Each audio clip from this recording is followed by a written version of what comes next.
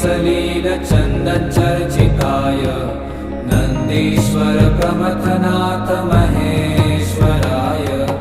मन्दार पुष्प बहु पुष्प सुपूजिताय तस्मै